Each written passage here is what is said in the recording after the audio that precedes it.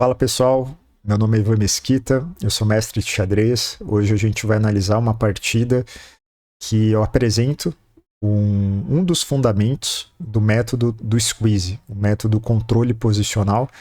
E essa partida eu enfrentei o fortíssimo mestre FIDE chamado Bolívar Gonzalez. Ele é um jogador que eu tenho um profundo respeito pela seriedade, né, pela forma que ele joga, os resultados. E eu vou mostrar para vocês a técnica que eu utilizei e que eu vou passar dentro do meu curso, né? Então, vamos lá. Eu iniciei com o lance cavalo F3 porque ele é um lance um tanto flexível, né? Normalmente eu gosto muito desses repertórios com cavalo F3 porque pode ou entrar numa inglesa ou numa hatch, ou quem sabe entrar numa siciliana com lance E4, né, se ele jogar o lance C5. Então, eu ainda guardo na manga, né, algumas ideias, né, jogando o cavalo F3. Ele jogou cavalo F6, aqui seguiu C4, ele jogou C5, e agora eu jogo o lance cavalo C3 na posição. Então, essa variante é a variante simétrica da inglesa. Então, se ele jogasse o lance cavalo C6, aqui entraria, né, na sequência da inglesa. Aqui ele iniciou com o lance D6. Né? Esse lance eu acredito que não seja o lance mais preciso, né? A ordem mais precisa. Aqui eu acredito que a ordem mais precisa para ele fazer o fianqueto seja com o cavalo C6 mesmo.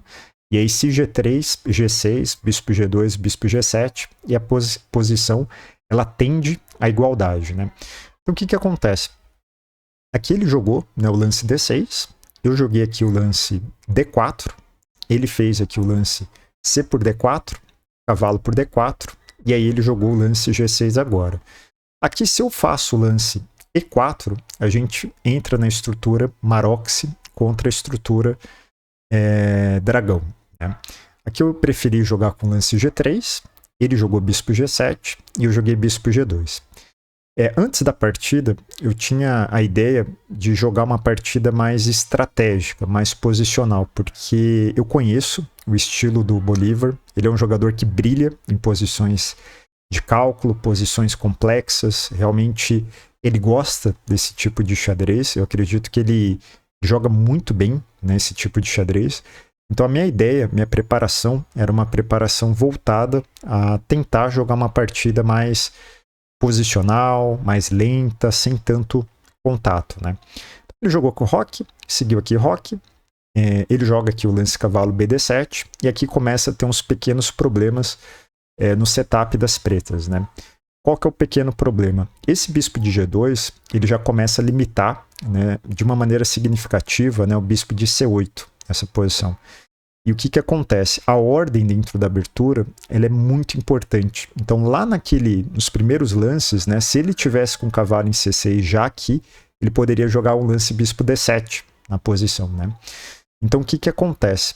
Aqui, depois de cavalo BD7, eu julgava que essa posição eu estava com uma vantagem. Eu estava um pouco melhor, né, por ter um peão na quarta linha, né, por ter um pouco mais de espaço. E esse bispo melhor que esse bispo de C8. Né? Então aqui seguiu B3 e ele jogou A6. A minha ideia era completar o desenvolvimento das minhas peças com lance bispo B2, né, dama D2, torre C1 e torre D1. Essa que era a minha ideia. Então na verdade existe um tema no xadrez chamado de evolução. O que é evolução? É você pensar de 2 lances a 5 lances na frente, numa distribuição de peças específica, e chegar nessa distribuição de peças específica mediante um cálculo. Basicamente, é você olhar a posição e imaginar a posição como que ficaria nos próximos 5 lances, independente dos lances do adversário. Então, por exemplo, se eu pudesse jogar bispo B2, dama D2, torre C1 e torre D1, a minha posição estaria ok. Então, esse é um tema da evolução. Só que existem alguns elementos dentro desse tema. Você também precisa ver a evolução do seu adversário durante a partida. Como que ele vai completar? Será que ele vai jogar um dama C7, torre B8, B6, bispo B7? Então, ou seja, e aí a gente tem que ver quem chega primeiro. Essa pergunta é uma pergunta que eu carrego em muitas das minhas partidas. Quem chega primeiro? porque é a forma que eu aciono o conceito da evolução, né? Mas tudo bem, então aqui eu joguei bispo B2, ele jogou aqui cavalo C5, então ele movimenta 2 vezes com o cavalo nessa posição. Quando eu olhei esse lance, eu fiquei imaginando se ele tinha alguma ideia de jogar com bispo D7, torre B8 e B5, aqui dentro da partida, ou se ele, literalmente, ele quisesse resolver o problema do bispo, né? Então, ou seja, com o cavalo C5, o cavalo já protege o peão de B7. Então, eu segui o desenvolvimento natural. Eu joguei dama D2, porque eu não encontrei nenhuma forma de punir, né, o lance cavalo C5 do meu adversário. Ele jogou torre B8 e eu jogo agora o lance torre C1, né? E o torre C1, nessa posição, eu estou seguindo aquele setup, o setup da evolução. Ele jogou bispo D7, torre D1. Então aqui eu consegui encaixar o setup. O que é encaixar o setup? É encaixar a configuração de peças mediante a estrutura que você escolheu. Se você escolheu essa estrutura, você vai ter que ter um encaixe, né? O que seria um encaixe? É colocar as peças de uma forma que faça sentido de acordo com a estrutura. Então ele jogou cavalo G4 nessa posição, e aqui eu joguei o lance B4. Então aqui, como as minhas peças estão desenvolvidas, né, aqui eu preciso seguir melhorando a minha posição. Como não tinha mais nada para melhorar, existe um sinal, que é um sinal que está presente no livro do Boris Gulko, né, um conceito que ele passa, que quando não existir lances para melhorar com as suas peças, você precisa fazer rupturas, né? Procurar ganhar espaço, criar rupturas, né? E é isso que eu procuro fazer. Então joga agora o lance B4, ele joga o lance cavalo A4, trocou, e eu jogo o cavalo B3. A minha ideia com o cavalo B3 é trocar o bispo do fianqueto para deixar o rei do meu adversário um pouco debilitado. Ele capturou, dama captura, e surgiu aqui o lance bispo C6. E essa é a posição crítica, que é aqui que eu quero apresentar o conceito, que é o conceito do squeeze, né? Só que esse conceito está melhor explicado dentro do meu curso, tem aproximadamente 6 ou 7 horas sobre esse conceito. Então, a primeira técnica para você aplicar esse conceito é a profilaxia, né? Não existe pensamento de squeeze, pensamento de você dominar o seu adversário estrategicamente sem se colocar no lugar do seu adversário. Então, ou seja, o tempo todo você precisa se perguntar qual é a ameaça tática, qual é a ameaça estratégica desse lance, se meu adversário pudesse fazer mais um lance, que lance que ele faria, qual é a evolução do lance do meu adversário. Isso é uma questão de habilidade. Então, existem livros inteiros sobre esse tema. Tem um livro do próprio Mark Dvoretsky, né? Nunca se esqueça que você tem um adversário na sua frente. E a técnica que ele utiliza é essa, posições que envolvem cálculo para você identificar qual é a ameaça, né? Qual que é o recurso do adversário. Então aqui, o primeiro elemento é o pensamento profilático. O segundo elemento é a questão do espaço, né? Normalmente não existe squeeze sem espaço. O terceiro elemento é a questão da restrição e a dominação. O quarto elemento é a neurotização, é você trabalhar a parte do psicológico do seu adversário. E o quinto elemento é a questão que envolve a parte da técnica, né? A parte de você converter aquela vantagem posicional em uma vantagem material. Então aqui eu percebi que ele tinha um problema concreto. Minha torre estava na mesma fileira da dama do meu oponente. Eu jogo aqui o lance C5 nessa posição para tentar capturar em D6 e jogar o lance dama D4. Essas posições estrategistas, geralmente a gente utiliza um tipo de cálculo que é chamado de cálculo estratégico. É um cálculo de 2 a 3 lances ou 2 a 4 lances, lateralizando as variantes. É um cálculo curto, não é um cálculo longo de 10 lances na frente, nada disso. É um cálculo curto que a gente vai utilizar, só que lateralizando as variantes. Então, ou seja, ele jogou D5, e algo muito importante no campo estratégico é a questão que envolve as mudanças estruturais. Então, na hora que ele joga o lance D5, o que acontece? Eu tenho uma maioria de peões contra uma minoria na ala da dama. E aqui eu percebi que o bispo de C6 dele ele se transformou num bispo mau, porque o peão central é da mesma cor que o bispo. Então o que eu faço? Eu começo a criar mais uma ruptura. Eu jogo E4 nessa posição e ele joga E6. Então a gente percebe que os lances D5 e E6 mudaram a estrutura do meu adversário. Então o que acontece? Quando ele jogou E6, de uma maneira um tanto significativa, essa diagonal começou a pesar um pouco mais. E na hora que ele joga E6, essa casa de D6 se transforma numa casa fraca. Quando ele jogou A6, a mesma questão com a casa de B6.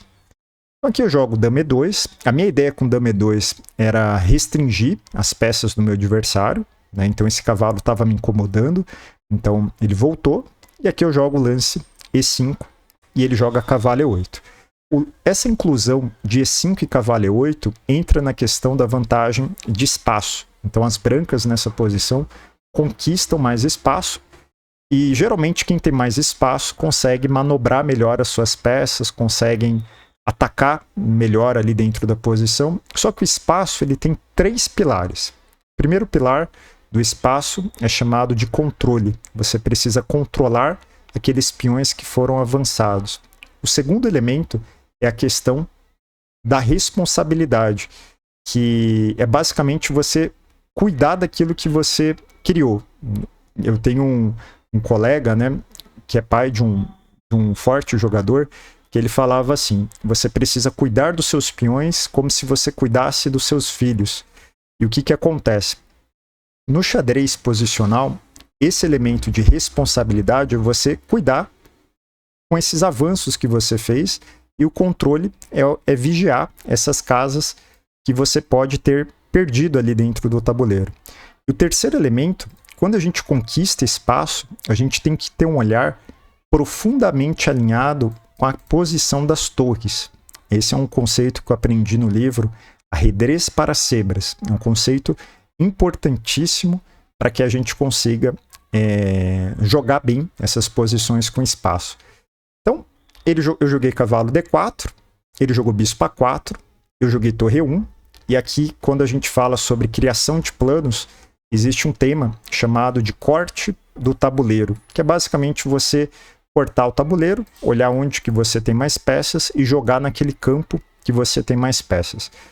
É um conceito que, se a gente prestar atenção, é como se fosse uma bússola, é como a estrutura, é como o centro. Esse corte do tabuleiro ele serve como uma bússola para você saber aonde que você precisa jogar, ou seja, onde que você tem mais peças ou onde que você tem uma maioria de peões, né?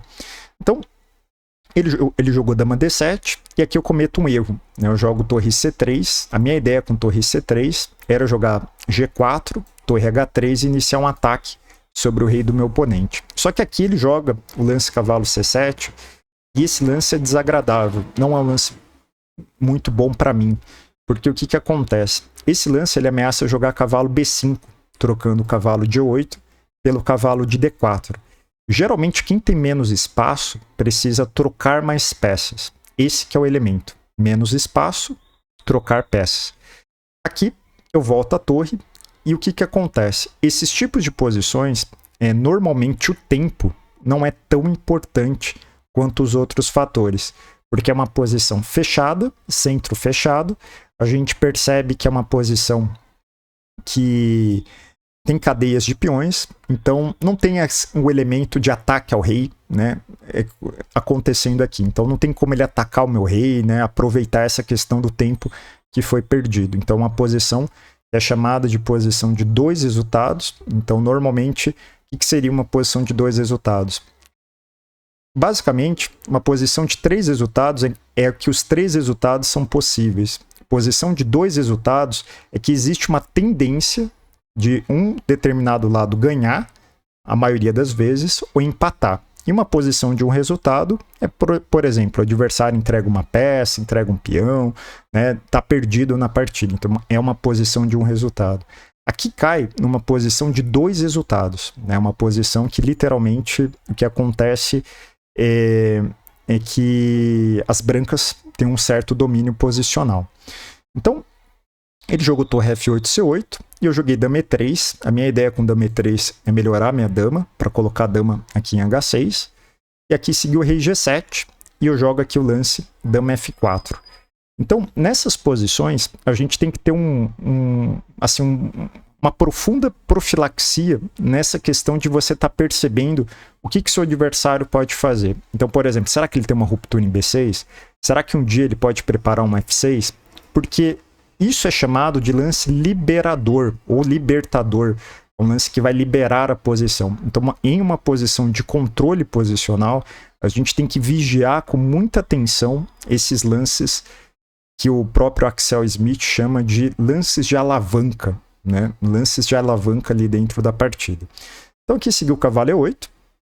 Eu joguei agora a torre E3. Ele joga aqui o lance dama E7. E eu faço torre A3. O lance torre A3 é com o mesmo objetivo do dama E2, que é expulsar as peças do meu território. Então ele jogou bispo D7. E agora, finalmente, eu começo a ter ações concretas de jogar G4 e de passar a torre para H3, iniciando o ataque, quem sabe, de mate na ala do rei. Então aqui ele começa a defender, ele joga H6, torre H3, G5. G5, o que acontece? Mudou a estrutura. Então a casa de H5 ficou mais fraca, o rei ficou debilitado, então por causa do lance G5. Aqui de uma maneira mais calculista, mais concreta, dama G5 provavelmente fosse melhor, mesmo que perdesse o peão. Então dama G5, dama por, peão por, cavalo F3. O bom é que dá uma simplificada aqui na partida. Então, ele pode criar contra-jogo, quem sabe com B6 aqui na partida. Então seria muito melhor, seria um mal menor ele jogar dessa maneira. Então ele jogou G5. Eu voltei a dama aqui para a casa de D2 e ele joga agora o lance cavalo C7. A minha ideia central aqui é, antes de fazer algo concreto, como um F4, um H4, era certificar que as minhas peças estavam na casa correta. Então, sempre que eu tento fazer um lance crítico, um lance concreto, um lance dinâmico, primeiro eu tenho que ter a certeza que as minhas peças estão na casa correta, porque se não tiver, realmente o lance concreto pode ser uma faca de dois gumes. Às vezes pode criar um contra-jogo para o adversário. Então eu jogo agora cavalo E2 para melhorar o meu cavalo. Minha ideia é posicioná-lo aqui na casa de H5, mas é aquilo. O tempo todo eu estava focado no contra-jogo do meu adversário. Será que ele pode jogar um B6? Será que ele pode jogar um F6? Então ele jogou torre H8, cavalo G3, torre G8, cavalo H5, melhorei o cavalo. Então, o que a gente está acompanhando aqui? Uma posição que existe mais espaço por parte das brancas. Eu estou tendo um controle sobre o contra-jogo do meu oponente, né? O F6, o B6 estão controlados. E agora, como a posição ele não tem um contra-jogo ativo, o que eu faço? Eu começo a melhorar aos poucos a minha partida. Torre F3. O quarto tema, como a gente viu, existem 5 temas, né? Profilaxia, espaço, restrição, é a questão da neurotização, de você trabalhar o psicológico do seu adversário, e a questão da conversão da vantagem posicional em uma vantagem material. Esse quarto pilar, que é a neurotização, é basicamente você não fazer algo concreto de cara. Você vai o quê? Melhorando ao máximo a sua posição, você vai reforçando com calma, com tranquilidade, porque imagina, jogar uma posição dessa de pretas não é fácil, porque não está tendo lances que desequilibram, né? Como B6, um F6, né? Não tem um A5, né? Não está acontecendo. Então, quando a gente começa a melhorar aos poucos a posição, a gente faz um trabalho psicológico, que é um trabalho de você ir aumentando a sua vantagem aos poucos, mas sem definir concretamente, né? Então, seguiu o cavalo E8, eu joguei dama C2, seguiu dama D8, eu jogo agora bispo F1, dama C7, seguiu aqui dama C3, e depois de rei E7, eu jogo dama D4. Então aqui, por enquanto, eu não estou agredindo a posição preta, eu só estou melhorando a minha posição. Então isso que é neurotização, é um conceito de você ir melhorando aos poucos sua posição sem fazer algo concreto, mas sempre percebendo o contra-jogo do adversário. Então, torre F8, bispo D3, e aqui eu cheguei na posição que eu queria, o setup que eu queria, que era colocar as minhas peças dessa forma. E aqui eu percebi que para eu conseguir ganhar a partida, eu precisava fazer essa ruptura acontecer, porque agora o elemento dominante da análise é esse rei que está debilitado. Então seguiu bispo C6, eu joguei bispo C2, e depois de dama D7, eu faço um lance que é chamado de salto conceitual. Eu sacrifico esse peão com a ideia de abrir linhas do rei do meu oponente. Tudo que tiver salto no nome, salto conceitual, salto posicional, tem a ver com sacrifício. Então, ou seja, ele captura, bispo captura, dama captura, C6, e aqui agora, depois de B por C6, agora eu tenho essa mudança de chave. O que é a mudança de chave? É a conversão da vantagem posicional em uma vantagem material. Muitas vezes a gente tem que mudar de estrategista para calculista. Aqui tem que ter essa mudança. Tem um conceito que está presente no livro do Arredrez para Cebras, né, do Jonathan Ronson, que ele fala sobre isso, né, sobre essa mudança de mentalidade, né, durante uma partida. Então aqui eu mudei e eu comecei a pensar de uma maneira calculista, né?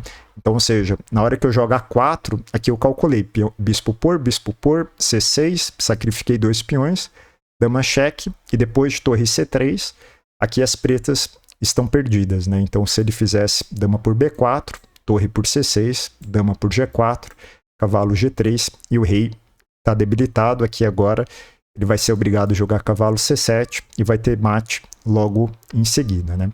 Então, o que a gente aprende numa partida como essa? Que basicamente existe um mecanismo de você converter uma vantagem em ponto, né? Então, o método do squeeze é um método de você converter vantagens. Às vezes eu estou melhor ali dentro da partida, só que falta aquele algo a mais. Ou seja, eu estou melhor, estou com um peão a mais, estou com vantagem posicional, só que eu não sei como ganhar. Então, o que eu preciso fazer? Eu preciso acionar esses pilares do squeeze. O curso é um curso que está completo. Ali eu demonstro algumas partidas que eu joguei contra mestres, o Diego de Berardino, outros mestres que eu tive a oportunidade de jogar. E eu analiso isso de uma maneira mais profunda, muito mais profunda. Cada elemento de uma maneira profunda.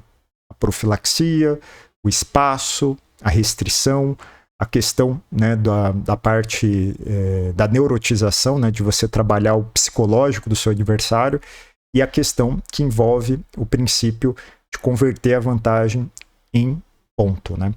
Então, isso que eu quis trazer hoje para a gente. Esse é o conceito que eu quero passar para vocês. E qualquer dúvida, podem mandar uma mensagem aqui no canal. A ideia é demonstrar como que eu analiso, como que eu penso. E qualquer dúvida, eu estou em prontidão. Um grande abraço. Até mais, pessoal.